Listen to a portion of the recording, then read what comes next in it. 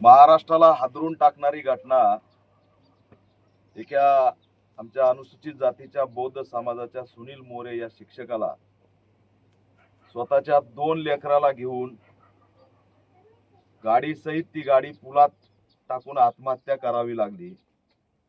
मी याला आत्महत्या म्हणत नाही, एक प्रकारची ही संस्थात्मक हत्या आहे। ज्या पद्धतीने रोहित या मुलाची हत्या झाली होती त्याच धर्तीवरती ही संस्थात्मक हत्या आहे।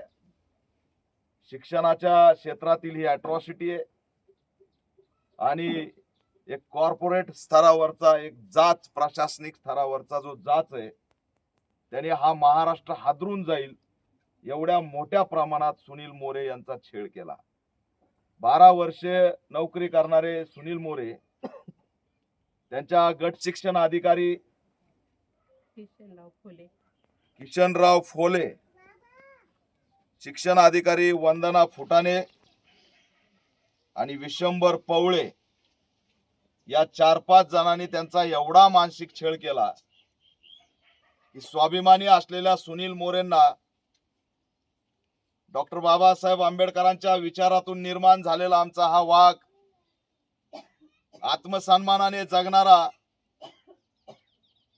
जर यांनी माझ्यावरती खोटे आरोप लावले, खोटी चौकशी केली आणि उद्या जर माझी बदनामी झाली तर मी समाजाला काय तोंड दाखवणार, म्हणून या स्वाभिमानी आत्मसन्मान राखून जगणाऱ्या सुनील मोरे या आमच्या शिक्षकाला 2 लेकरासहित संपवून घ्यावं लागलं। हे दुर्दैव आहे महाराष्ट्राचं की एवढ्या टोकाचा छळ त्यांनी केलाय। ही जवळपास एवढ्या पानाची तक्रार या ठिकाणी दिसते, सगळे पुरावे याच्यामध्ये, आणि वाचल्यानंतर या ठिकाणी तळपायाची आग मस्तकाला जाते। 550 किलो तांदूळ आणि त्या सीसीटीव्ही कॅमेरे, शाळेतले अनेक गोष्टी, त्याचा आवाज उठवण्याचं काम सुनील मोरे या मुख्याध्यापकांनी केलं की माझ्या शाळेत भ्रष्टाचार नको, माझी शाळा व्यवस्थित चालली पाहिजे। मग हे भ्रष्टाचार करू देत नाही, मनमानी करू देत नाही, नियमाप्रमाणे शाळा चालवतो, म्हणून हाच ठेवायचा नको, म्हणून त्यांना असणार बदलीसाठी त्या ठिकाणी अर्ज फाटाय सुरू झाले। बाबूराव कदम शिंदे गटाचे आमदार आहेत। या सगळ्या आमदाराला सांगतो महाराष्ट्रातल्या की तुमच्याकडे कुणीतरी येतो, लेटर मागतो आणि तुम्ही लेटर बनवून देता आणि तुमच्या लेटरचा बदला एखाद्या माणसाला जीवन संपून घ्यावं लागतंय। कसली आमदारांनी शहानिशा केली नाही।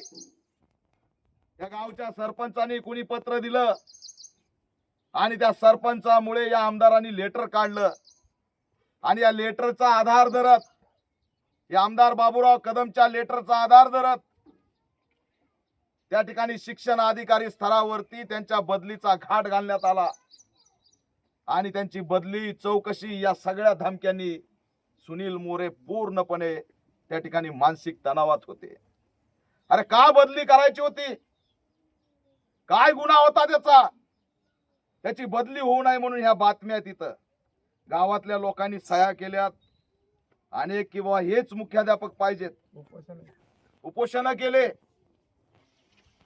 आणि गेल्या अनेक वर्षापासून या सगळ्या भ्रष्टाचाराचा तो पाठपुरावा करत होते।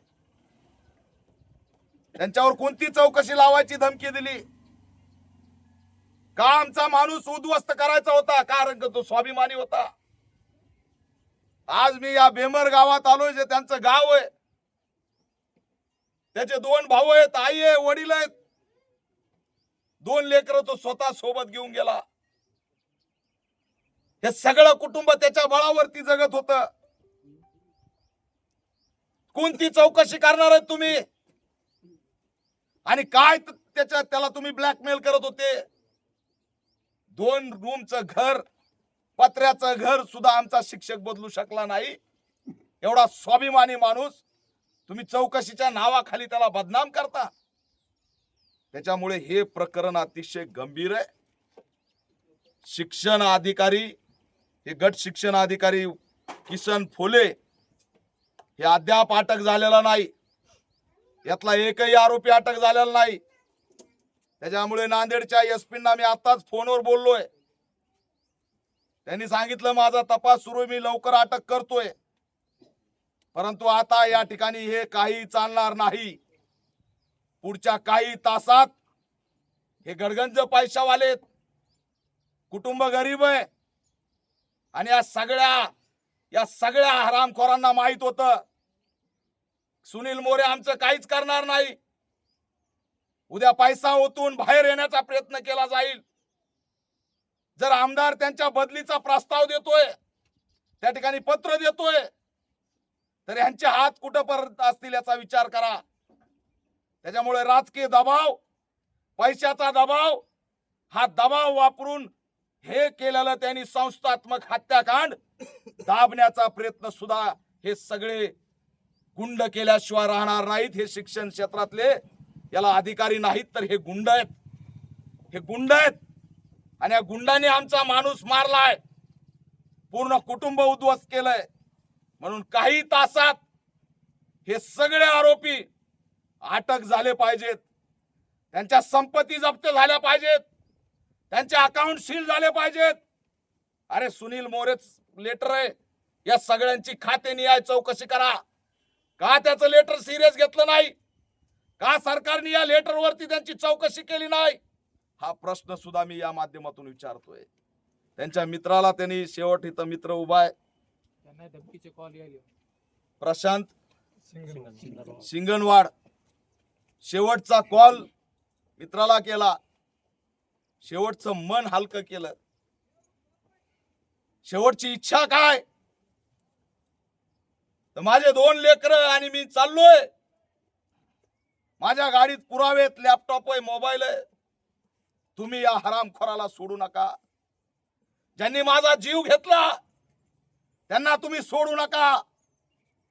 या प्रशांतरावनी शेवटपर्यंत ताकद लावली की आपण लढू सर, आपण भिडू सर, आपण करू सर.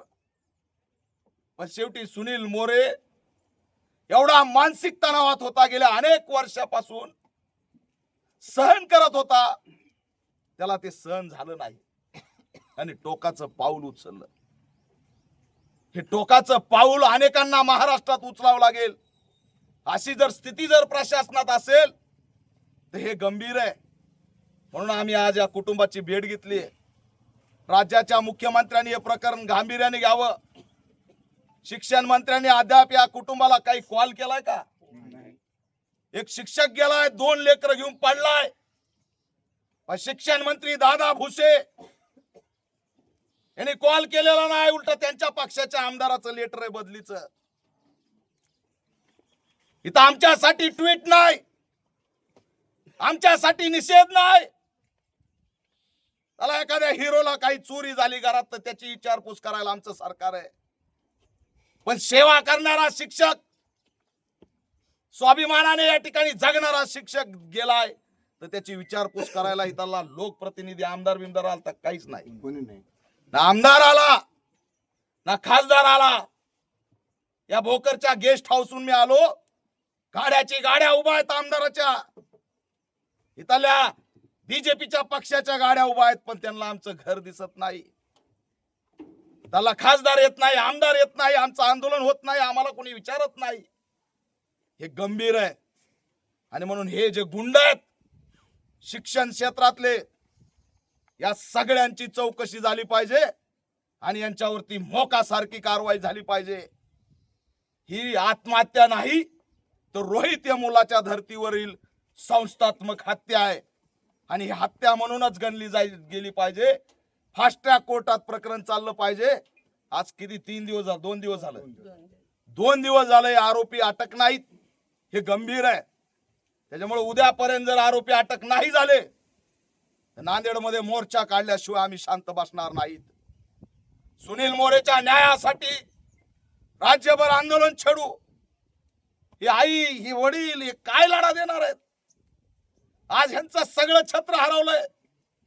एकमेव कुटुंबातला कमवता व्यक्ती गेलाय आणि स्वाभिमानाने लढणारा व्यक्ती आमचा त्यांनी काही कुठं कधी भ्रष्टाचार केला नाही, काही केला नाही. प्रशासनातले इंजिनियर आमचा मुंबईला बुलढाण्याचा जाधव, त्याला मालकाने चौकशी करतो म्हणून घरामध्ये धमकवलं, नीट उठला आणि फाशी घेऊन टाकली. आमचे माणसं स्वाभिमानी आहेत, त्यांना सहन होत नाही. त्या स्वाभिमानी माणसाने स्वतःला त्या ठिकाणी संपून घेतलं. आणि म्हणून आमची मागणी आहे की यातल्या सगळ्या आरोपीला अटक झाली पाहिजे. SP साहेबांना विनंती करतोय की तपासाच्या नावाखाली विलंब लावू नका. हे गुंड सराईत गुंड आहेत.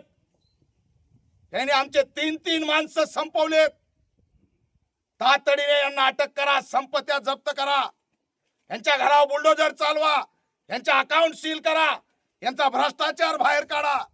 सगळे पुरावे सुनील मोरे सोडून गेलेले आहेत. त्याच्यामुळे या पुराव्याच्या संदर्भात कोणतीही त्या ठिकाणी कसरत पाठीमागे राहिली नाही. प्रशांतने एक कॉल केला, त्याला मदत केली, तो व्हिडिओ व्हायरल केला ऑडिओ, म्हणून त्यांनाही धमक्या. हे धमक्या देणारे कोण आहेत? त्याला सुद्धा पोलीस संरक्षण दिलं पाहिजे आणि या कुटुंबाला सुद्धा पोलीस संरक्षण दिलं पाहिजे, ही आमची मागणी आहे. 12 वर्षाची सारा इंग्लिश मीडियमला शिकत होती. अतिशय हुशार, तिचा ड्रेसवर मी फोटो बघितला. 8 वर्षाचा सुमित मोरे, हे देशासाठी उद्या आमचे लेकर एवढा त्रास दिला की त्याला, या दोघांना सुद्धा त्याला वाटलं हे सुद्धा समाजापुढे उद्या उत्तर काय देतील बापाचं. हे 3 हत्याकांड घडलेत आणि महाराष्ट्रात बातमी नाहीये.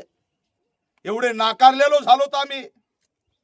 प्लॅन केलेले आंदोलन, प्लॅन केलेले मुद्दे आमच्या माथ्यावर मारायचे आणि दुसरीकडे आमच्या समाजाचा गुदमारा करायचा. गुदमरले होते सर, सुनील मोरे सर पूर्णपणे गुदमरले होते. ही कोरोनाच्या काळातली जी स्थिती होती की श्वास घेता येत नाही म्हणून माणसं मरायचे, हा प्रशासनातला कोरोना आहे की ज्याच्या गुदमरण्यामुळे एक शिक्षक या ठिकाणी आत्महत्या करतोय. त्याचा जीव किती गुदमरला असेल, त्याला किती आतून वेदना झाल्या असतील, तो किती तणावात गेला असेल. अरे 2 लेकरं घेऊन गाडी सहित ती पुलाच्या खाली टाकावी, त्याच्या डोक्यामध्ये किती टोकाचा विचार आला असेल. हा छेळ अफाट आहे, जीव गुदमरून टाकणारा छेळ आहे आणि प्रशासनातल्या या गुंडांनी हा छेळ केलेला आहे. म्हणून राज्य सरकार, अनुसूचित जाती जमाती आयोग, मुख्यमंत्री, शिक्षण मंत्री, सामाजिक न्याय मंत्री संजय शिरसाट यांनी तात्काळ दखल घेतली पाहिजे आणि या घटनेतल्या आरोपीला अटक करण्यासाठी भूमिका घेतली पाहिजे. उद्यापर्यंत जर आरोपी अटक नाही झाले तर आम्ही मोर्चा काढून उत्तर दिल्याशिवाय राहणार नाहीत. राज्यव्यापी आंदोलन करू. Justice for Sunil More, #Dalit live मॅटरच्या नावाखाली देशभर आंदोलन केले जातील. हैदराबादच्या रोहित यमुल्लाच्या नंतर सर्वात मोठं संस्थात्मक हत्याकांड हे नांदेड जिल्ह्यामध्ये. शाळा कोणती होती? जिल्हा परिषदची शाळा कोटा गावची ही शाळा. हितालं हे हत्याकांड, याची दखल सरकारने घ्यावी. 2 भाऊ आहेत. सुनील मोरे शिकले, त्यांनी त्यांच्या भावाला पण शिकवलं, ग्रॅज्युएशन केलं. आई सुद्धा सेवेत होती, ती रिटायर झाली. हे सुशिक्षित कुटुंब, स्वाभिमानाने जगणारं कुटुंब. आज त्या दोन्ही भावाच्या डोक्यावरचं छत्र हरवलंय. आमचा सगळं काय, आमचा मोठा भाऊ सुनील मोरे, त्या दोघांच्या करिअरचा प्रश्न निर्माण झालाय आणि 3 माणसं या ठिकाणी या तिहेरी संस्थात्मक हत्याकांडाचे बळी गेलेले आहेत. म्हणून राज्य सरकारने हे प्रकरण गांभीर्याने घेऊन 3 हत्याकांड असल्यामुळे 3 कोटी रुपये आणि शासकीय नोकरीची तरतूद सरकारकडे आम्ही ती मागणी घेऊन लढणार आहेत. तात्काळ ही मदत आमच्या या सगळ्या पीडित कुटुंबाला झाली पाहिजे. या परिवाराला पोलीस संरक्षण या ठिकाणी कायमस्वरूपी मिळालं पाहिजे. जे काही साक्षीदार आहेत प्रशांत सारखे, त्यांना सुद्धा पोलीस संरक्षण मिळालं पाहिजे. मी SP ना त्याबद्दल सुद्धा बोललोय आणि धमक्या देणाऱ्याला एक सांगतोय, कोण आमदाराचे असाल का कोणत्या खासदाराचे असाल, या गुंड किशन फोलेच्या बाजूने एक जरी आला आणि त्याचं जर नाव आम्हाला कळालं की सुनील मोरे केस मध्ये साक्षीदार आणि पीडितांना कुणी त्या ठिकाणी धमकावण्याचा प्रयत्न करतोय तर त्याला पॅन्थर स्टाईल उत्तर दिल्याशिवाय राहणार नाही. लक्षात ठेवा. आमचे माणसं गेलेत, मध्ये पडू नका. प्रशांतनी फक्त नाव सांगावं, याच्यानंतर कुणी धमकी दिली त्याला त्याचे परिणाम भोगावे लागतील. कुटुंबाला भयभीत करण्याचा प्रयत्न करू नका.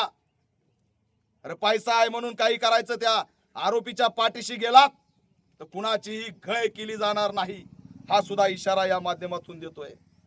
अतिशय वेदनादायी हा प्रसंग आहे. एका कुटुंबातले 3 लोक गेल्यावर काय डोंगर कोसळत असेल याची तुम्ही विचार करू शकता. हे आमचं बाबासाहेबाचं लेकरू, आत्मसन्मानाने जगणारं, बाबासाहेबामुळे मिळालेली वाट, आणि ही वाट मिळाल्यानंतर सुद्धा आम्हाला किती खडतर प्रवास असतो हे त्याचं हे उदाहरण आहे. इंजिनियर फाशी घेऊन मरतोय, शिक्षक आत्महत्या करतोय लेकरासहित, गावकुसात अन्याय होतोय, कुठेही आम्ही सुरक्षित नाहीयेत. हा मनवाद आणि हा जातीवाद आजही जिवंत आहे, हेच त्याचं उत्तम या ठिकाणचं हे उदाहरण आहे.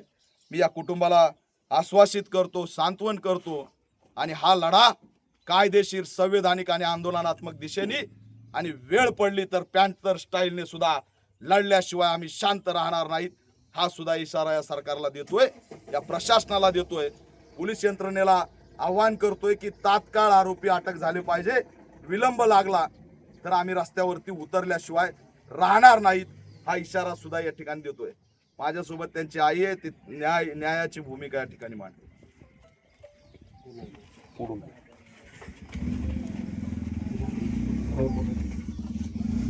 काय नाही बाबा, आमचा करता मुलगा होता, गेला. आता आमच्या कुटुंबाला आम्हाला न्याय मिळावा. माझा मुलगा प्रामाणिकपणे सगळं काम करून त्याला एवढी मोठी शिक्षा झाली, तर मी काय करू आता? मी न्याय कुणाला मागू? काय करू काय मी आता? आणि त्याच्यावर सगळं अवलंबून होतं. आम्ही सगळं, आमच्याकडे सगळी तर परिस्थिती आता पाहिजेच आहे. त्याला फक्त न्याय मिळावा एवढी माझी इच्छा आहे बस. सगळ्या आरोपीला फाशी झाली पाहिजे ही कुटुंबाची इच्छा आहे, आणि त्यासाठी फास्ट ट्रॅक कोर्टाच्या माध्यमातून लवकर न्याय दिला पाहिजे. चारही जणाला